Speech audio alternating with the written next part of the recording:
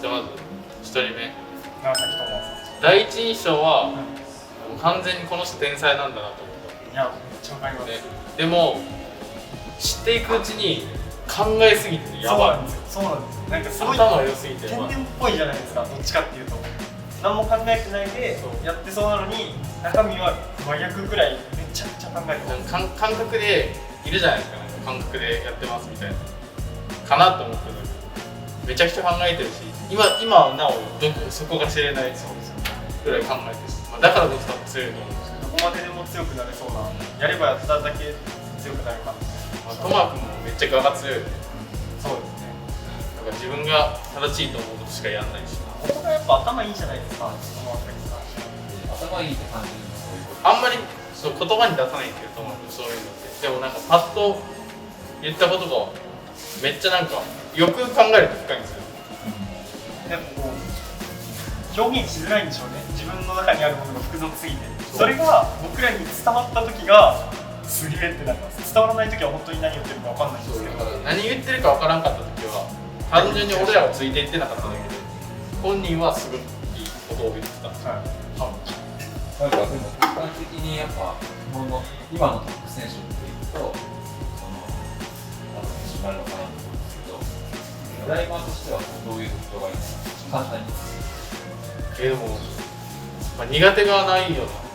身体操作がやっぱ思った通りに体を動かせてるなって印象です。なんか例えば何か課題ができない時は何かを間違えてます。その見落としてたり、そのムーブが間違ってたり、何かが間違ってる時以外はなんか他の選手ができてるのと同じことをしてできてないっていうのはあんまりないですね、イメージとして。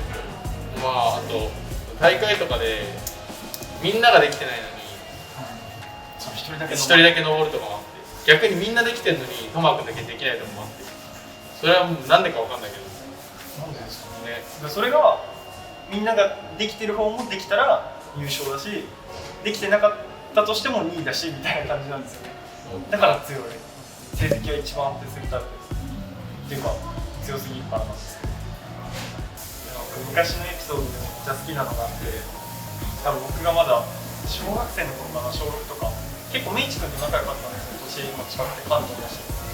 それでうちの親とたまたまトマ君のお母さんとトマ君がいて、なんでかわかんないんですけど、でそのトマ君のお母さんがトマ君がすごいお菓子作りとかをするっていう、家で高校生とかの時ですよ、多分高3とかっていう話をうちの親にしてて、でトマ君がちょっとやめてよ、イメージ崩れるからとか言ってたらそんな可愛いことしてるイメージじゃないからみたいなそれが僕その時は全然話したことなかったんですけど、親から聞いたエピソードで一番印象に残ってます。意外と趣味お菓子作り。お菓子めっちゃ好きっすね、トマ君。グミとかいつも食べてます。ずっと食べてる。あと虫歯がやでそうなんだ。一緒にその歯の検査を受けた時に虫歯10何個あったんだけどやばすぎと思ってます。結構歯も大事そうですね。大事。ダイビングとかね。マウスピース一時つけてましたね、やっぱり。俺もつけてた。いつの間にやめてたんですか、あれもちょうど世界選手権の時はつけてたけど、そっからやめた。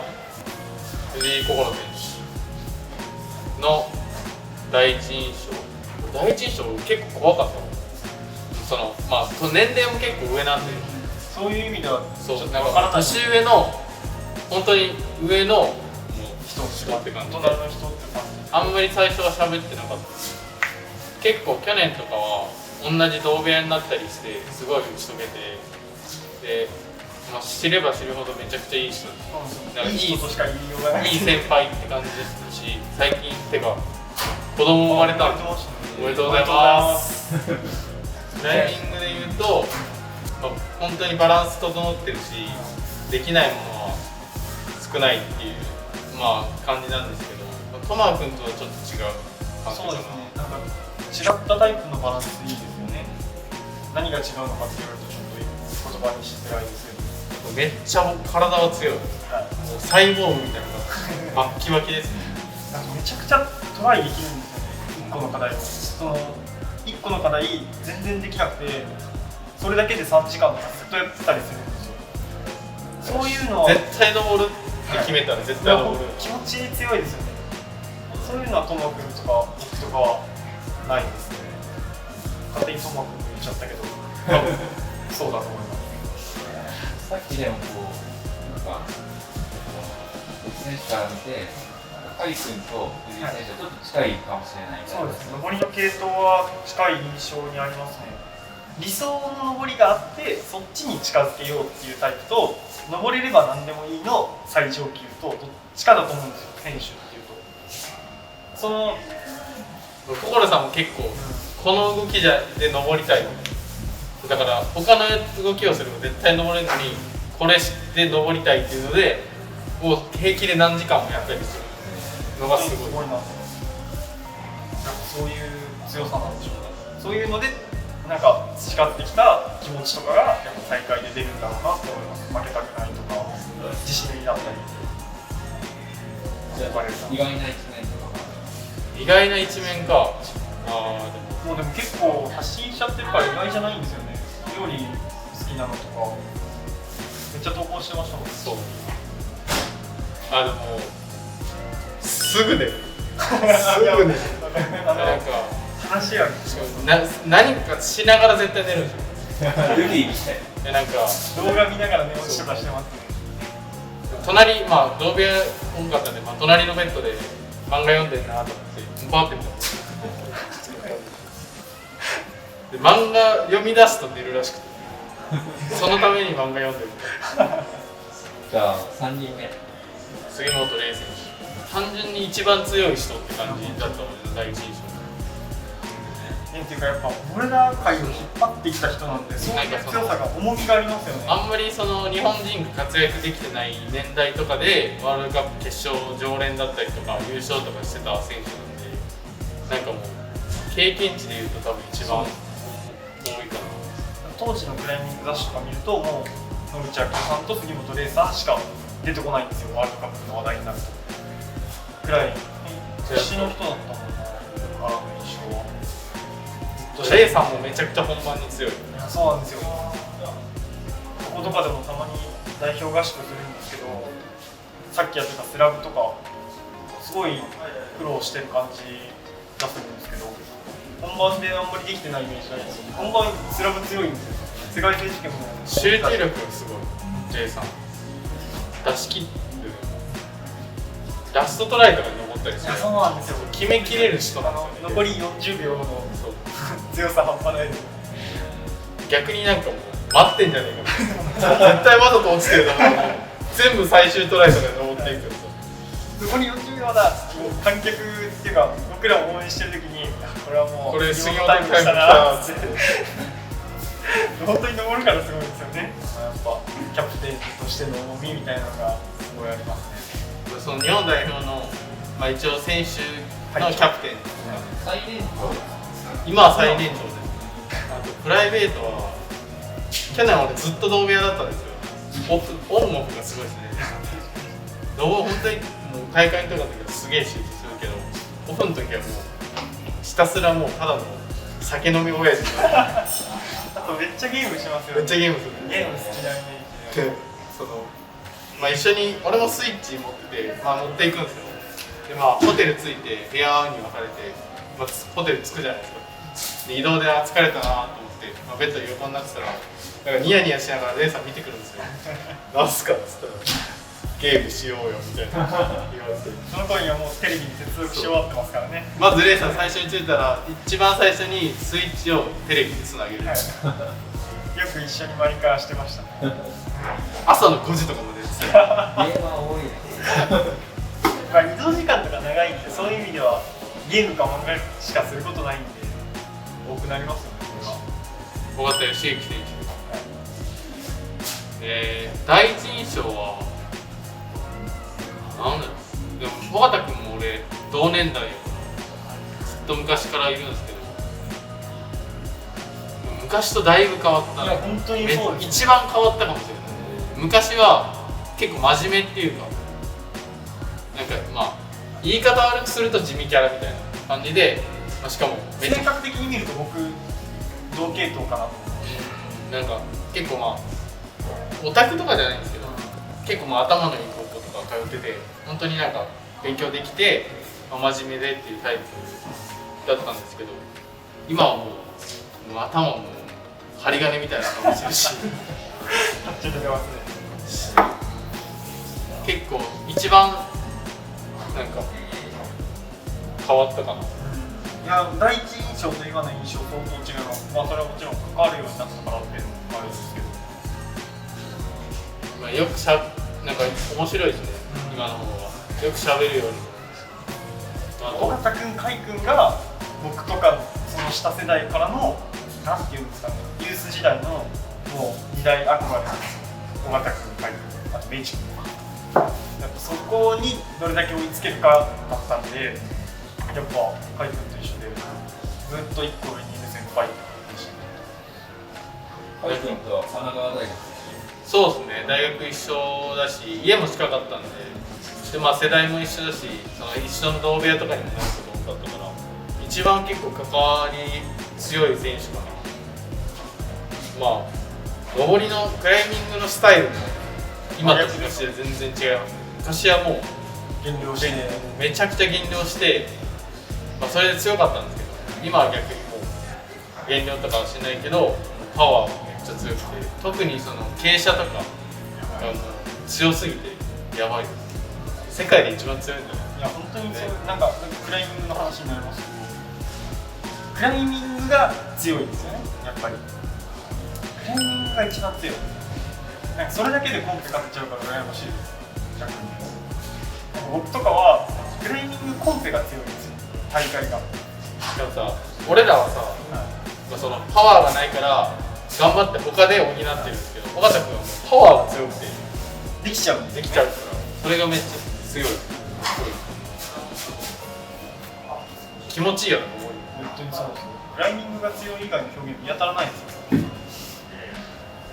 じゃあなんかめっちゃ褒めてるので、はい、なんかその同世代ならではの意外な意外なエピソード、まあ今でこそあんな印象だけど、やっぱ昔はもう本当に静かだったです。ですね。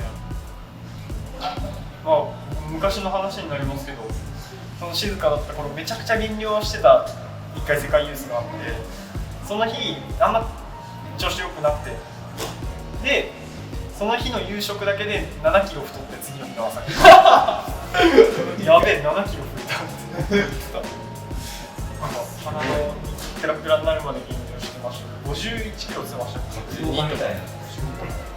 今より10キロぐらいある。ボクサーみたいな。59キロになったみたいな感じで行きましたね、次の朝。はい、じゃあ次の井上裕二選手ね、結婚して井上だったんですけど、裕二君は俺一番付き合い長い大阪の選手で、もう俺が中学生とかその大会に出る前から知ってるんですよ。で裕二君は最近急に強くなったっていうか、最近っていうかここ4年くらいですよ。僕が代表入るちょっと前くらいから一緒に、それこそ一緒に大会に出始めて、そのジャパンカップとかに出始めて同じぐらいの成績だったんですよ。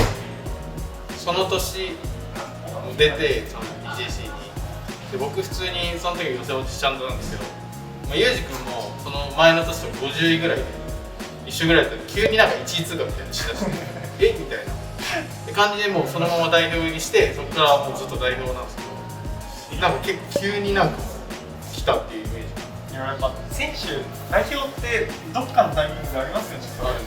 なんか毎年いるんですよ、必ず。なんかダークホースみたいな。全然無名の選手とかが急に決勝とか準決勝に来たりして、そのうちの一番印象強かったかな。でもそれであ、ユージで同じやったからずっと。あ、まあ確かに。なんでなんだ急になんかあれですか、海君も最初ワールドカップみたいなそういう感じだったんですまあ課題のタイプがあったっていうのはある。海君の世界選手権優勝もそうでした。そうワールドカップで1回決勝残ったことあるくらいでした。そこから急に世界選手権優勝なんで、その1回パーンと課題の相性があって、代表入りするじゃないですか。そこから代表を1年経験するっていうのがめちゃくちゃでかい。それは大きいです。それで絶対に強くなる。僕も完全にそれでした。 BGC の成績が64位、51位、29位、3位なんですよ。だからその29位の時になんかリードの成績で代表入りさせてもらって、その後やっぱ急に伸びたんで、その1年は本当に大きかったなと思います。経験として強くなったかったな。まずワンチャンで代表に入ればっていうのは相当ありますよね。造語は難しいんですけど、強くなるために結構代表入りするっていうのが、結構期待値の関門みたいな。まあそこはもう課題とかの運要素もあるんですけど、代表入りさえしちゃえばもう強くなるチャンスがゴロゴロ転がってるんで。なるほど。イエジ君プライベート、まあでもユージ君もめっちゃゲームしますよね。めっちゃゲームする。でイエジ君もずっと一緒の部屋のことが多くて、2人でずっとゲームしたりして、あとはなんだろう、まあ、結婚しててめちゃくちゃ奥さんと仲いいんですよ。腹立つ。幸せすぎる。そんなに幸せすぎるだろって。微笑ましい。そうすげえ仲いいんですよ。でその3回に1回以上は奥さんと投稿ですよね。インスタとか前撮りしてきたとか。イエジ君のその奥さんと付き合いだした頃とか知ってるんで、ずーっと仲いいんですよ。羨ましい。腹立つ。インスタの写真その辺に出して。結婚式の前撮りの写真のさ、もう幸せそう感やばい。神々しい。いやでもユージ君の笑い方めっちゃ好きなんですよ。やっぱもう全力で笑ってるんで、写真とかいいですよね。ユージ君めちゃくちゃゲラー。じゃあそういう意味では2人が目指す姿もそういう意味ではプライベートの目指す。笑顔のぎこちなさランキングで結構1位、2位を争いますね、僕は。表彰台とか笑えないんですよ、なんか。高田君と田君も最近になって結構関わるようになったんですけど、高田君は謎でしたよね、どっちかっていうと。俺は結構昔から知ってるな。そう高田君も鳥取県だから関西、大阪によく来てて、けどその時はあんまりそのコンペっていうよりは岩場で登ってるっていう印象で、クライミング始めて確か2年ぐらいで代表入りしてるんですよ。それが一番最初の印象でビビったの。一番そういう意味では才能系なのかもしれないです。ていうか努力がすごいのかな。ちょっとあんまりなんか自分の奥底を見せてない感じがちょっとあるんですよ。だからあんまり練習もどうしてるかあんま知らないし、さらけ出してる感じで実は見せてないみたいなところが多分いっぱいあるんで、隠れてめちゃくちゃ努力してんだろうなって思う。でもテストとかで全然勉強してないわって言って100点取るタイプの人です。多分そう体めちゃくちゃやばいしね。本当にいや努力しないと絶対無理な。絶対めちゃくちゃ筋トレしないとそうなんないだろうみたいな体してるけどしてない風を予想。そうなんですよ。あとこれちょっとあんまり調べてないんで確定かどうかわかんない情報なんですけど、多分初めてワールドカップ出て予選通過したの高田君だけです。その初戦で。しかも2位位とかやった。高校で始めてそのまま卒業前に入ってます。高校の部活で始めたんですよ。プライベートはめちゃくちゃふざけてるし、でも面白い。なんか高田君がまあなんか仕切ってくれるんですよ。なんでも。だからその代表の移動のバスとかでも絶対マイク持ってるんですよ。でバスガイドみたいなのしてて、誰も聞いてないんですけど、でもいざその高田君がいないバスとかになるとなんか静かに結局聞いてるんですよ。結構ムードメーカー的な。そうなんですよ。なんか動画とかないん動画ないか。いやもう動画出せない。レベルの。あと行動力がすごいです。その一人で海外とかよく行きますし、それこそ高校生でクライミングを始めた瞬間になんか安井先生っていう日本代表のヘッドコーチがいるんですけど、その人が教師をやってた高校にいたんですよ、高田君が。で安井先生がその監督としてワールドカップに行くっていう時についてっていいですかって言って、一緒に見に行ったらしいんですよ、中田君は。クライミング始めて1年とかで実費で。そういう行動力すごいなと思って、それで見て、もうヨーロッパ満喫して、これだわって言って、代表入りして1回目で準決残るっていう。すごっ、めちゃくちゃかっこいいやん。漫画みたいな。本当にそういう感じですよね。主人公行動力がすごいなと思います。大成君も石松大成、尾形君と結構似たタイプかなと思いますね。九州なんで出身、やっぱその地方によって結構登り方に似てたりするんですよ。だから結構尾形君みたいに結構パワーがそうですね。イメージあって、あと大成君なんか苦手なイメージすごいあるんですよ。確かになんかできるじゃないですか。なんでかわかんないけどできる時と、なんでかわかんないけどできない時がやっぱあって。大成君あんまりなんか特特徴がないねんな。だから強いんだけど、これが強い、これが弱いがあんまりなくて、全部強いんで。まあ強いて言うならやっぱ本番に強いめっちゃ大成君。だから集中、だから結構自分の世界に入るタイプにするんですよ大成君。あれじゃないですか、2017年シーズンが一番最初。あ、そうワールドカップ2回だけ出て、どっちも決勝残ってるんですよ。それも多分2回目か3回目なんですけど、ワールドカップ出場が。大成君、だから参考にしづらいです。そのいい意味で。わかんないんですよね。なんでできてるかが。一番謎かも。まあだから強いんでしょうね。やっぱり。年齢的には2個上かな俺。尾形君の1個そう2個上。ちょうどつい最近も一緒に登ってたよ。一昨日くらいでした。あ、そのプライベートあんま知らないかもしれないですよ。俺もあんま知らんな。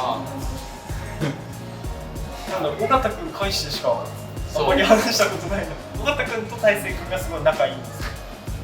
で、大体大成君といる時って尾形君も大体いるんですよ。だからなんかそこの2人の会話に勝るっていう感じですかね。確かにそこに1対1で話したことないな。結構多分本当に仲いい人じゃないとあんま素を出さない人です。結構尾形君と喋ってる時とかと俺らとかと喋ってる時とは全然違います。じゃあ川端選手、川端蓮君は一番最年少ですね。去年16歳。越したか。噂をすれば尾形君来たね。これで、まあ蓮君16、今年17ですかね。で、まあその16歳からワールドカップ出れて、その年に決勝行って、行ってないです。去年行ってなかったですか。違う、息子は行ってるよ。ああ、そういうことか。ワールドカップ行ってるわ。強いわ。だから下の世代だったらダントツで強いっていうイメージ。なんか、いや言い方悪いんですけど、僕の1個下の世代がそんなにいないんですよ。代表に選ばれる選手って大人の方があんまりいなくて、なんかその中で1人だけ来る。しかも今年も選ばれてるし、安定して強い。相当強いですね。レイ君もやっぱクライミングが強いって感じですね。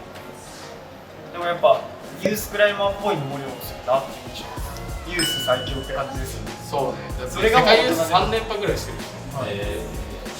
その差をだからまあその年ぐらい強いのもう敵なしみたいな感じです。なんか結構代表メンバーが1学年ずついましたよね。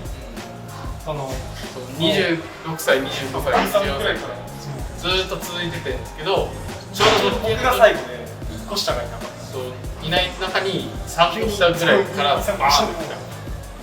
そっから来るかと思って。強い。あと外のヤバが強いです。指がめっちゃ強い。軽いです。軽い。でオープンが強いんですよ。3本指が。やっぱそれがそのギリギリの距離とかで結構強いですね。プライベート全然知らない。僕もあんまり知らないです。でも同部屋だったし。同部屋なんですけど、何かをしてるわけじゃないんですよ。なんかずっとスマホ見てるようで見てないようでみたいなので5時間くらい過ごしてました。やばい。死んでるよ。なんかもっとしてるんですかね。あんまり何かをしてるイメージないです。多分グライングずっとしてますよね。まだ結構あんまり自分を出してないよね。はい。やっぱ、まあ年齢的にも年齢が下すぎるから多分気使ってるんだと思うんですけど、僕はそろそろ舐められてる感じがありますけど僕くらいですかね。